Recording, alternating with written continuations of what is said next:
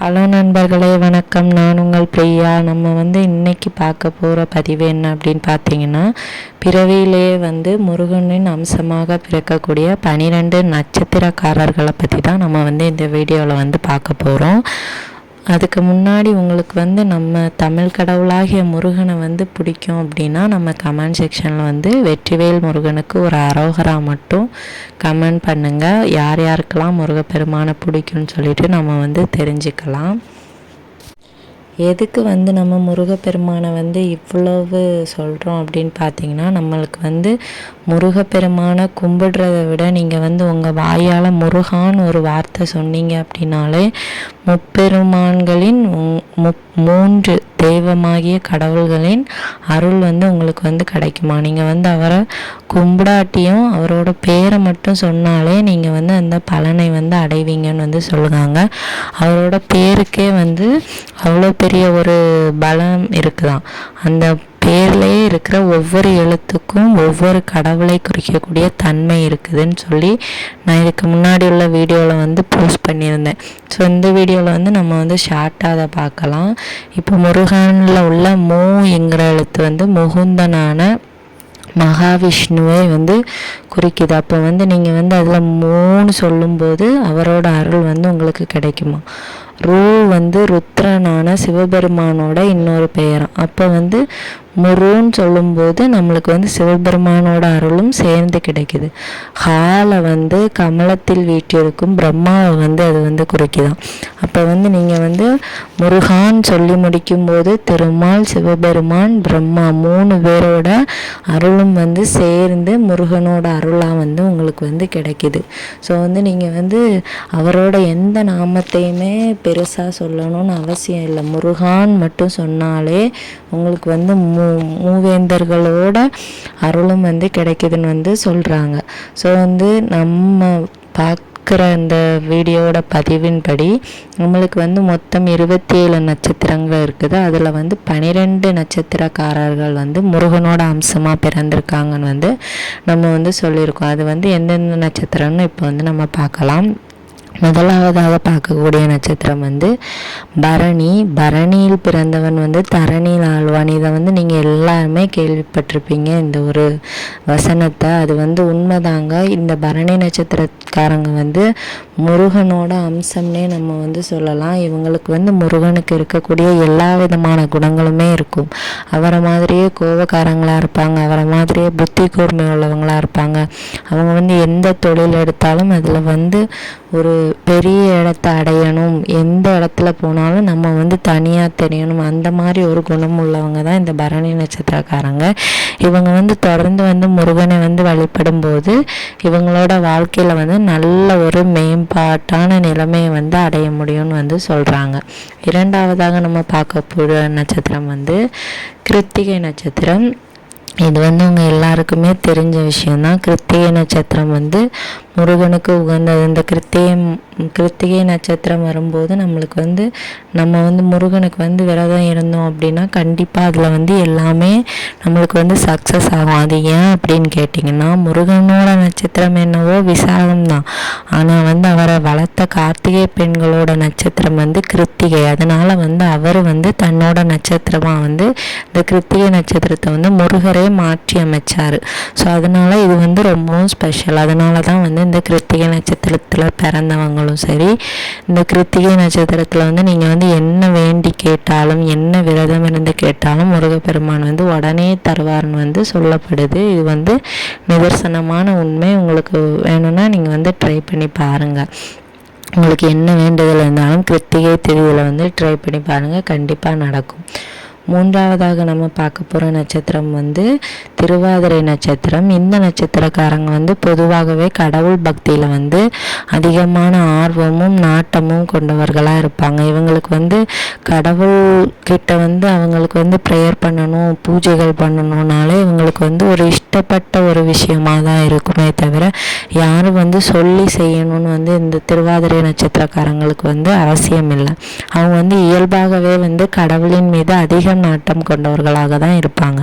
அது வந்து நீங்கள் வந்து முருகர் மேலே வந்து உங்களோட பக்தியை வந்து அதிகமாக செலுத்தும் போது அது வந்து இன்னும் உங்கள் வாழ்க்கையில் இருக்கிற அந்த எல்லா சிறப்புகளையும் வந்து சேர்த்து கொண்டு வரும்னு வந்து சொல்கிறாங்க. ஸோ வந்து நீங்கள் திருவாதிரை நட்சத்திரக்காரங்களாக இருந்தீங்க அப்படின்னா மறக்காமல் முருகர் வழிபாட்டையும் வந்து செஞ்சுட்டு வாங்க. உங்கள் வாழ்க்கையில் வந்து நல்ல பலன் அடைவீங்க.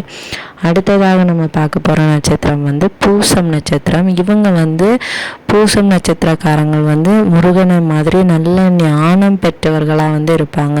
நம்ம முருகப்பெருமான் தான் யாருன்னு உங்களுக்கு தெரியுங்களா? அப்பாவுக்கே பாடம் சொல்லி கொடுத்தவர் தான் நம்ம முருகப்பெருமான்.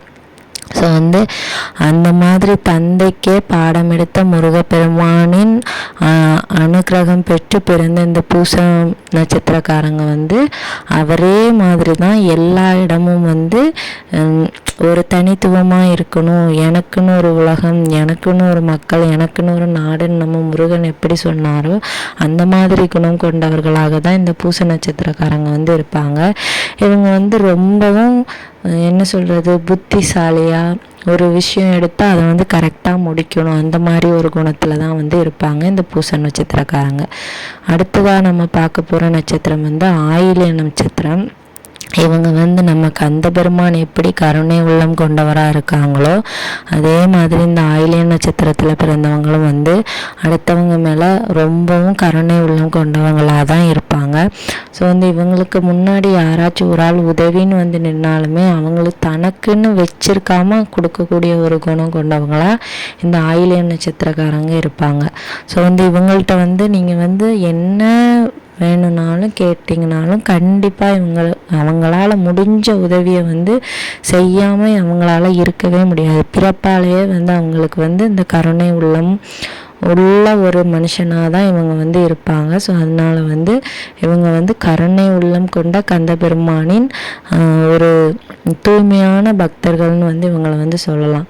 நீங்கள் வந்து இப்போ ஆயில்ய நட்சத்திரக்காரங்க இந்த வீடியோவை பார்க்குறவங்களா இருந்தால் நீங்கள் எந்த கடவுளை வந்து விரும்பி வந்து வேண்டுறீங்க அப்படின்னு சொல்லிட்டு நம்ம கமெண்ட் செக்ஷனில் கமெண்ட் பண்ணுங்கள்.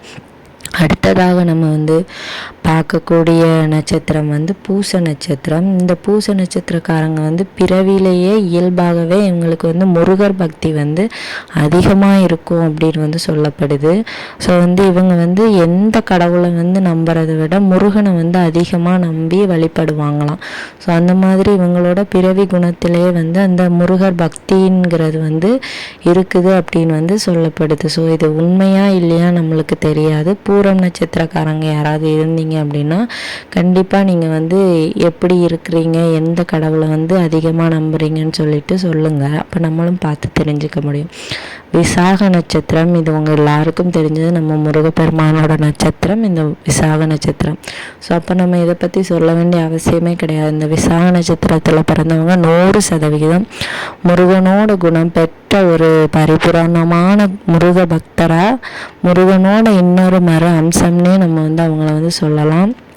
ஏன்னா வந்து நம்ம கந்த கடவுளோட நட்சத்திரம் விசாக நட்சத்திரம். ஸோ அதனால் நம்ம இதுக்கு வந்து பெருசாக விளக்கம் கொடுக்கணும்னு அவசியம் இருக்காது. ஸோ அடுத்து நம்ம கூடிய நட்சத்திரம் அனுச நட்சத்திரம். இவங்களும் வந்து இயல்பாகவே வந்து கடவுள் நம்பிக்கை வந்து அதிகமாக இருக்கும் இவங்களுக்கு. ஆனால் வந்து இவங்க வந்து தொடர்ந்து முருகனுக்கு வந்து விரதம் இருக்கிறது, பூஜை பண்ணுறது, விளக்கேற்றுறது இந்த மாதிரியெல்லாம் பண்ணிட்டு வந்தாங்க அப்படின்னா இவங்க வாழ்க்கையில் வந்து ஒரு நல்ல ஒரு நிலைமையை வந்து அடையலாம். இவங்களுக்கு வந்து ஒரு என்ன சொல்கிறது முக்தி கிடைக்கும் அந்த மாதிரியெல்லாம் சொல்லப்படுது. ஸோ நீங்கள் அனுச நட்சத்திரக்காரங்களாக இருந்தீங்க அப்படின்னா தொடர்ந்து முருக வழிபாடு பண்ணிவிட்டு அவங்களுக்கு வந்து விரதம் இருந்து விளக்குகள் ஏற்றி உங்களோட பூஜைகளை வந்து தொடர்ந்து செஞ்சுட்டு வாங்க. கண்டிப்பாக உங்கள் வாழ்க்கையில் வந்து நல்ல ஒரு மாற்றம் வந்து நீங்கள் வந்து தெரிஞ்சுக்க முடியும். அடுத்ததாக நம்ம பார்க்கக்கூடியது மூல நட்சத்திரம். இந்த மூல நட்சத்திரக்காரங்க வந்து நம்ம முருகப்பெருமான் வந்து பார்ப்பதற்கு எவ்வளவு அழகாக இருக்கிறாரோ அதே மாதிரி அழகே வடிவமான முருகப்பெருமானோட அம்சம் தான் இந்த மூல நட்சத்திரக்காரங்க. முருகப்பெருமானே இவ்வளோ அம்சமாக இருக்கும்போது அவரோட அம்சத்தில் பிறந்த இந்த ராசிக்காரர் நட்சத்திரக்காரர்களும் அவரே மாதிரி அழகான ஒரு உருவம் அமைப்பில் தான் இருப்பாங்க. ஸோ அதனால் வந்து நம்ம வந்து அந்த மூல நட்சத்திரக்காரங்களை வந்து அவங்க முக பாவனையிலேயே வந்து தெரிஞ்சிக்க முடியும், அவங்க வந்து முருக பக்தர், முருகரோட மறுபிறவி அப்படின்னு. ஸோ அடுத்து நம்ம கடைசியாக பார்க்க போகிற நட்சத்திரங்கள் என்ன அப்படின்னா உத்திராடம், சதயம், ரேவதி நட்சத்திரத்தில் பிறந்தவங்க. இவங்களுக்கு வந்து பரிபூரணமாக வந்து முருகப்பெருமானோட அருளும் அவரோட கருணையும் எப்போவுமே இருக்கும் அப்படின்னு வந்து சொல்லப்படுது. ஸோ நீங்கள் வந்து இந்த 12 நட்சத்திரத்தில் வந்து எந்த நட்சத்திரத்தில் பிறந்திருக்கீங்கன்னு சொல்லி நம்ம கமெண்ட் செக்ஷனில் கமெண்ட் பண்ணுங்கள், நம்ம பார்த்து தெரிஞ்சுக்கலாம். ஸோ வந்து யார் யாரெல்லாம் வீடியோவை பார்த்துருக்கீங்களோ உங்களோட நட்சத்திரத்தை வந்து மறக்காமல் நம்ம கமெண்ட் செக்ஷனில் கமெண்ட் பண்ணிடுங்க. இந்த வீடியோவோட பதிவு உங்களுக்கு யூஸ்ஃபுல்லாக இருந்துச்சு அப்படின்னா லைக் பண்ணுங்கள், ஷேர் பண்ணுங்கள், கமெண்ட் பண்ணுங்கள். மறக்காமல் நம்ம சேனலை சப்ஸ்கிரைப் பண்ணி நம்ம சேனலுக்கு சப்போர்ட் தாங்க. ஸோ இந்த வீடியோவின் பதிவை பார்த்ததற்கு மிக்க நன்றி.